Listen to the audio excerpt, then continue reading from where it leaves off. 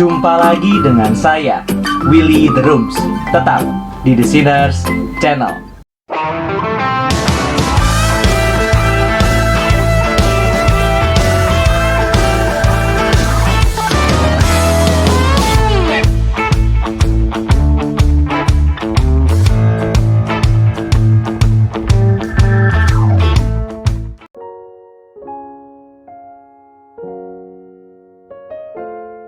Orang Yahudi awal tidak pernah mengajarkan reinkarnasi. Tuduhan ini umumnya muncul dari salah membaca sumber-sumber Yahudi kuno. Tentu saja, itu tidak akan membuktikan apa-apa jika beberapa orang Yahudi pernah percaya pada reinkarnasi. Beberapa orang Yahudi juga pernah menyembah Baal. Umat Tuhan telah sering mengembara ke dalam semua jenis kepercayaan yang salah, dan bahkan penyembahan berhala yang olehnya Tuhan sering menghukum mereka. Tidak ada bukti bagaimanapun bahwa ada kehadiran yang berarti dari ide reinkarnasi dalam komunitas Yahudi kuno. Sementara ide ini kadang-kadang muncul dari kesalahpahaman atau penyalahgunaan yang disengaja dari bagian-bagian kitab suci. Apakah Ayub 1 ayat 21 dan Pengkhotbah 5 ayat 15 mengajarkan reinkarnasi? Dan apakah Yohanes 9 ayat 2 menyiratkan reinkarnasi? Paling sering itu berasal dari kesalahan membaca yang jujur dari non-sumber-sumber Yahudi Alkitabiah. Josephus, orang Farisi, dan reinkarnasi. Misalnya, dalam menggambarkan kepercayaan orang Farisi, Josephus lebih menjelaskan bahwa mereka juga percaya bahwa jiwa memiliki kekuatan abadi di dalamnya, dan bahwa di bawah bumi akan ada hadiah atau hukuman sesuai dengan mereka yang telah hidup dengan baik atau jahat dalam kehidupan ini. Yang terakhir akan ditahan di penjara abadi, tetapi yang pertama akan memiliki kekuatan untuk bangkit dan hidup kembali. Tertulis dalam bukunya Josephus, Antiquities of the Jews, buku 18, bab 1, bagian kedua. Dan di tempat yang lain, mereka mengatakan bahwa semua jiwa tidak fana, tetapi hanya jiwa orang baik yang dikembalikan ke tubuh. Jiwa-jiwa jahat tunduk pada hukuman abadi. Tertulis juga dalam bukunya Josephus, Wars of the Jews, buku kedua, bab 8, bagian yang ke-14. Jika ini mengacu pada reinkarnasi, itu akan menjadi bentuk yang agak aneh. Reinkarnasi biasanya dipahami sebagai hal yang buruk. Ini adalah pengabdian, penderitaan yang diharapkan dapat dihindari oleh seseorang. Namun dalam perikop di atas, kembali ke kehidupan dalam tubuh adalah hadiah yang diberikan hanya kepada yang baik dan berbudi luhur. Orang jahat tidak dihukum dengan kehidupan masa depan yang buruk. Mereka ditolak kehidupan masa depan dan dihukum di neraka kekal. Jadi, bahkan jika seseorang menafsirkan ini sebagai bagian tentang reinkarnasi, itu akan menjadi doktrin yang sangat bertentangan dengan semua agama lain tentang masalah ini. Namun, kenyataannya adalah bahwa ini tidak berbicara tentang reinkarnasi sama sekali. Ini berbicara tentang kebangkitan di masa depan, yang bahkan tidak jauh dari hal yang sama. Janji ini dengan jelas diartikulasikan dalam kitab Daniel. Pada waktu itu, orang-orangmu, setiap orang yang ditemukan tertulis di dalam kitab itu akan diselamatkan.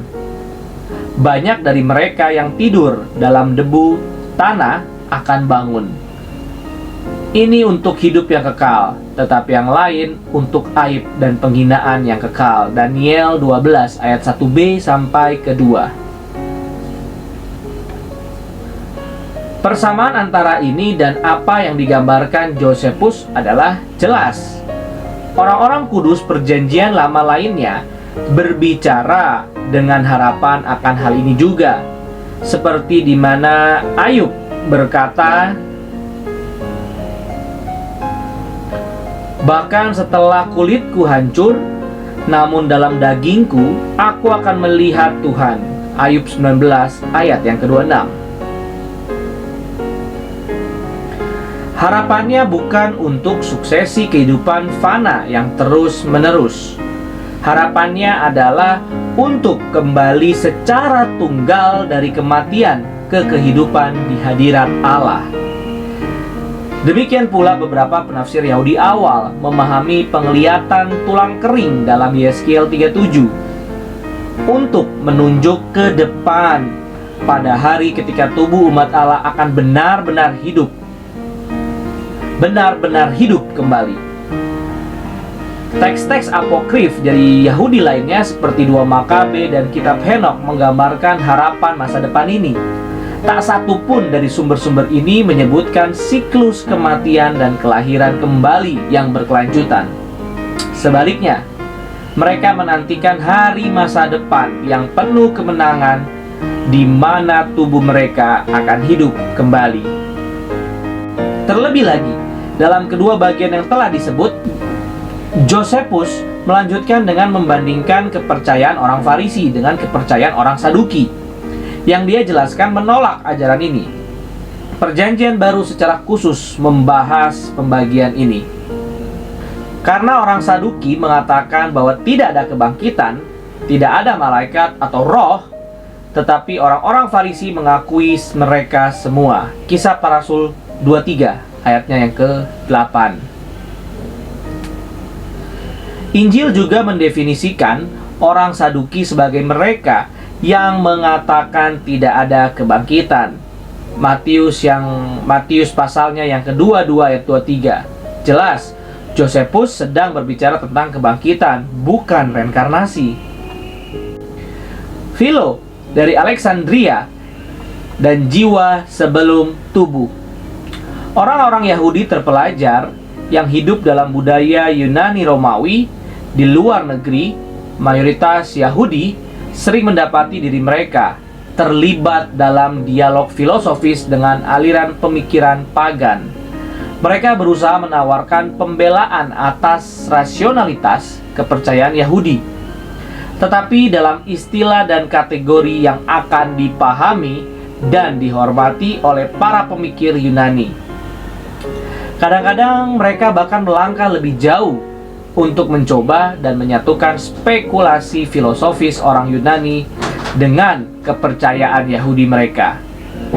Mungkin tidak satu pun dari tokoh-tokoh ini yang lebih kontroversial daripada filsuf Yahudi bernama Philo dari Alexandria. Dan tidak mengherankan jika orang sering beralih ke kata-kata Philo untuk mencari reinkarnasi. Banyak yang percaya mereka menemukannya ketika dia menulis, "Beberapa jiwa oleh karena itu telah turun ke dalam tubuh bla bla bla, dan mereka setelah turun ke dalam tubuh seperti sungai pada suatu waktu terbawa dan ditelan oleh kerakusan pusaran air yang paling ganas, dan di lain waktu berjuang dengan semua kekuatan mereka untuk melawan ketidaksabarannya. Mereka pada awalnya berenang di atasnya dan kemudian terbang kembali ke tempat dari mana mereka mulai." Inilah jiwa-jiwa dari mereka yang telah diajari semacam filsafat luhur, bermeditasi dari awal hingga akhir tentang kematian sehubungan dengan kehidupan tubuh, untuk memperoleh warisan kehidupan yang tidak berwujud dan tidak dapat binasa, yang harus dinikmati di hadapan Tuhan yang tidak diciptakan dan abadi.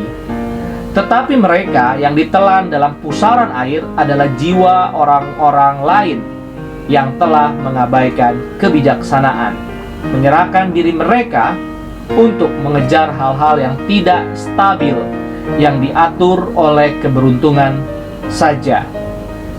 Tidak satupun yang merujuk ke bagian yang paling baik dari kita, jiwa atau pikiran, tetapi lebih pada mayat yang terhubung dengan kita, yaitu dengan tubuh itu.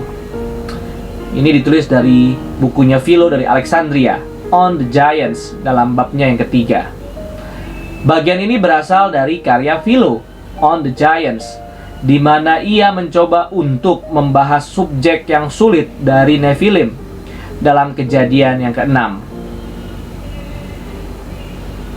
Sekarang terjadilah ketika manusia mulai berlipat ganda di muka tanah, dan anak-anak perempuan lahir bagi mereka, bahwa para putra Allah melihat bahwa anak-anak perempuan manusia itu cantik, dan mereka mengambil istri untuk diri mereka sendiri.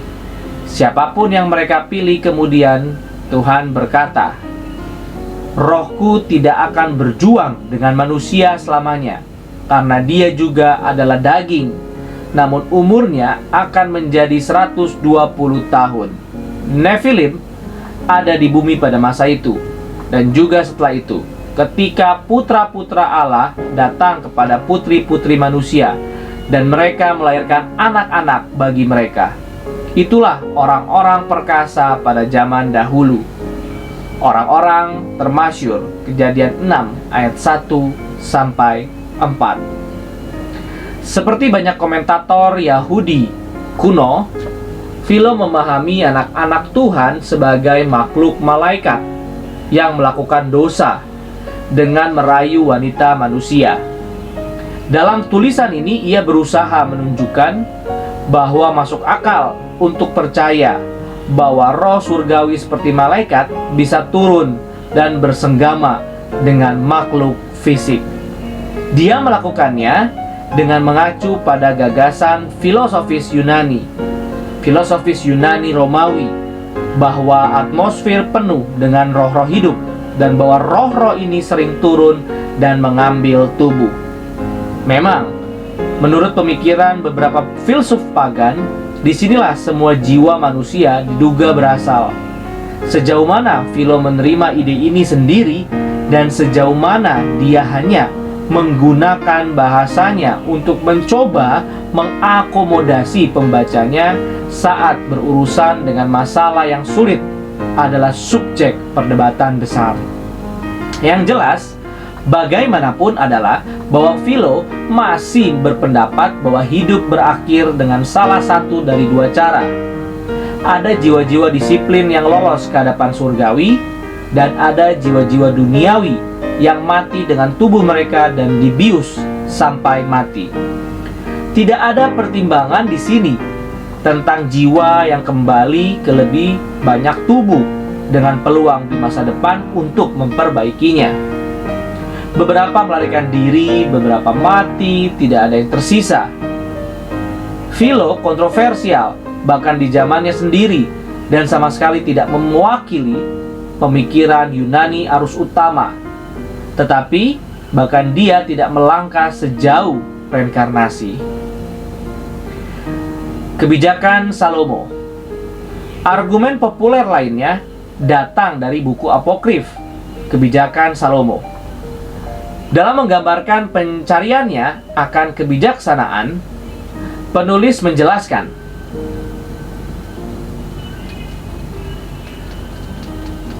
saya adalah anak yang cerdas secara alami, dan saya memperoleh jiwa yang baik sebagai nasib saya, atau lebih tepatnya karena baik.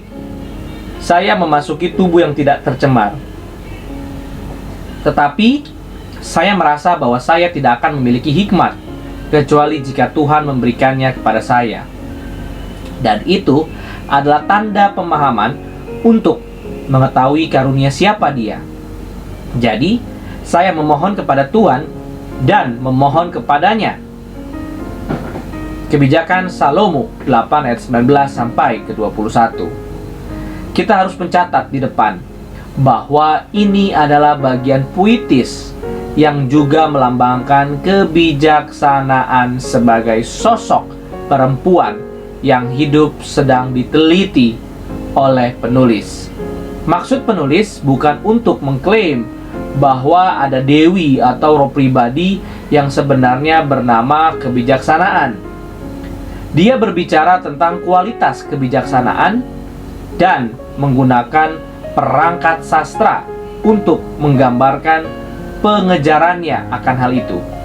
Ini bukanlah jenis konteks yang harus dicari deskripsi literal dan lugas tentang sifat jiwa manusia dan hubungannya dengan tubuh. Selanjutnya, gagasan tentang jiwa yang baik di sini bukanlah jiwa yang telah melakukan perbuatan baik secara moral atau memperoleh karma baik melalui tindakan sebelumnya. Ini adalah jiwa yang memiliki fakultas rasional tinggi dan kemampuan untuk berpikir dan belajar. Dengan kata lain, penulis mengklaim telah diberkati dengan pikiran yang sangat fungsional dan berguna, namun menyadari bahwa pikiran manusia yang paling baik pun tidak dapat memperoleh kebijaksanaan dengan kemampuan rasionalnya sendiri. Hikmat sejati datang hanya sebagai hadiah atau wahyu dari Tuhan. Jadi bagian ini menggunakan gambaran dari pikiran yang cerdas yang diberkati dengan tubuh yang tidak tercemar, yang diberkati dengan pikiran yang sangat fungsional. Tak satu pun dari ini bahkan mengisyaratkan kehidupan sebelumnya. Kebijakan Salomo ditulis dalam bahasa Yunani yang terampil dan hampir pasti disusun oleh seorang Yahudi terpelajar yang tinggal di negeri-negeri non-Yahudi. Seperti Philo, penulis menggunakan bahasa yang akrab dengan para pemikir filosofis Yunani kontemporer. Namun demikian, untuk mengajukan klaim bahwa filsafat belaka tidak cukup untuk memperoleh kebijaksanaan. Inilah poin yang penulis buat secara puitis melalui citraan yang dipilihnya. Ini tidak ada hubungannya dengan reinkarnasi. Akhirnya, bahkan jika seseorang menafsirkan ayat tersebut sebagai klaim bahwa jiwa manusia yang sadar ada sebelum tubuh fisik mereka, itu tidak mendekati menyiratkan bahwa jiwa seperti itu mengambil tubuh lagi dan lagi. Paling-paling itu akan menjadi tanda bahwa ada bentuk awal gnostisisme Yahudi yang dipinjam dari filsafat pagan Yunani. Tidak ada konsep di sini tentang siklus kelahiran manusia yang berkelanjutan untuk jiwa yang sama. Tidak peduli seberapa buruk kita salah membaca teksnya.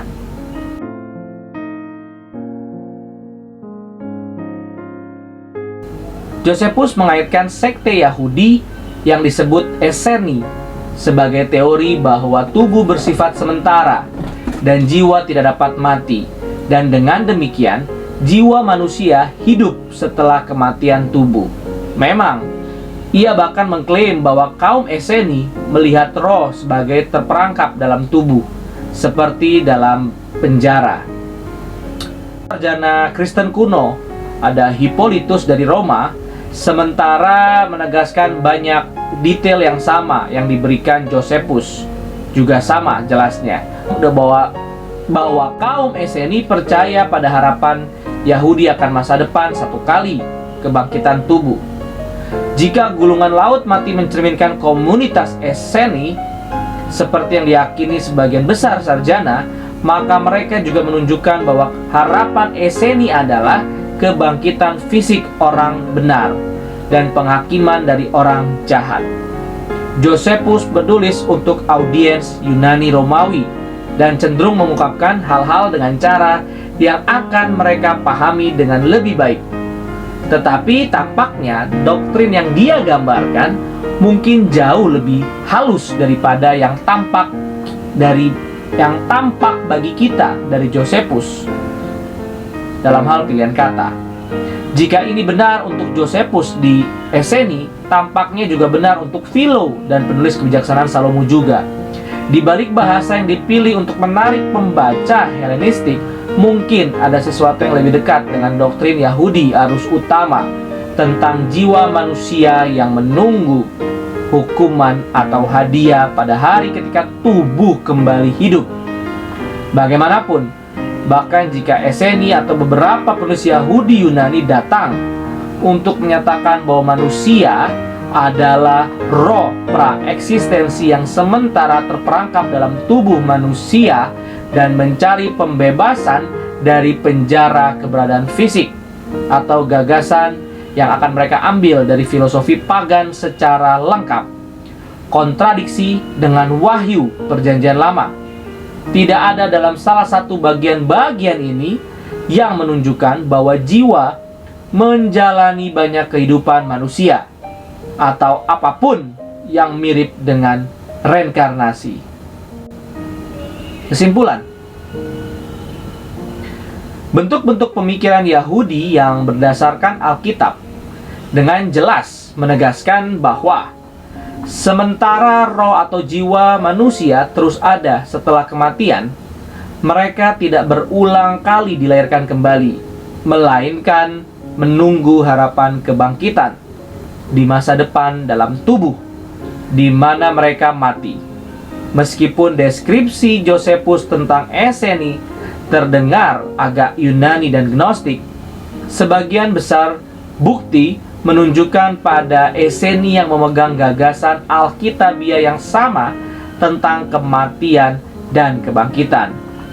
Ada beberapa dokumen Yahudi dari mereka yang tinggal di dunia Yunani dan menggunakan konsep dan citra Yunani dalam tulisan mereka, yang mungkin telah membeli ide-ide pagan tentang praeksistensi jiwa dan penolakan semua hal fisik.